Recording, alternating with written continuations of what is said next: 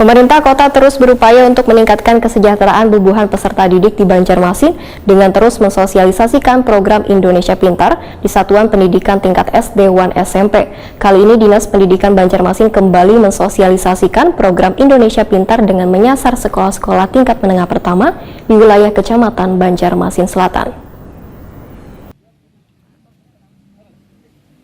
Pemerintah kota terus berupaya untuk meningkatkan kesejahteraan bubuhan peserta didik di Banjarmasin dengan terus mensosialisasikan program Indonesia Pintar di Satuan Pendidikan Tingkat SD 1 SMP. Kali ini, Dinas Pendidikan Banjarmasin kembali mensosialisasikan program Indonesia Pintar dengan menyasar sekolah-sekolah tingkat menengah pertama di wilayah Kecamatan Banjarmasin Selatan. Kegiatan dipusatkan di SMP Negeri 8 Banjarmasin, Jalan Gerilya Tanjung Pagar Banjarmasin Selatan, besukan Kamis 10 Maret 2022. Wali Kota Banjarmasin Ibnu Sina Wetakuni Primatipi menyatakan program Indonesia Pintar merupakan program penting wan bermanfaat bagi peserta didik yang terbilang miskin atau rentan miskin sebagai upaya agar mereka kada putus sekolah. Ibnu Sina berharap sosialisasi yang gencar lakukan ini dapat berjalan dengan baik. Yang sudah melaksanakan sosialisasi untuk program Indonesia Pintar. PIP ini adalah program yang dilaksanakan wajib lah istilahnya untuk anak didik kita supaya mereka jangan sampai putus sekolah, terutama untuk keluarga yang rentan terhadap putus sekolah, baik itu keluarga rentan miskin ataupun juga miskin. Oleh karena itu memastikan bahwa program ini bisa berjalan dengan baik, makanya dilaksanakan per kecamatan sosialisasi.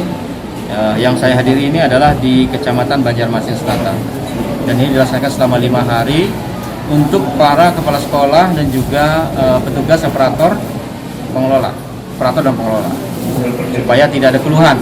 Jangan sampai nanti anak didik kita apalagi sampai mencuat jadi isu nasional, ya kan? Saya ingin pastikan bahwa program Indonesia Pintar ini berjalan di Banjarmasin dengan baik. Sementara itu PLT Kepala Pendidikan Banjarmasin Nuryadi memedahkan kasus anak putus sekolah mulai tingkat PAUD SD 1 SMP di Banjarmasin sepanjang tahun 2021 sebanyak 24%. Sedangkan kasus anak putus sekolah tertinggi terjadi di Satuan Pendidikan PAUD sebanyak 35%. Nuryadi berharap hadirnya bantuan program Indonesia Pintar ini akan membantu anak didik yang sebelumnya putus sekolah bisa kembali melanjutkan pendidikan ke jenjang yang lebih tinggi. Karena kalau SMP memang tidak seberapa, 9,8. Kalau SD itu 86%.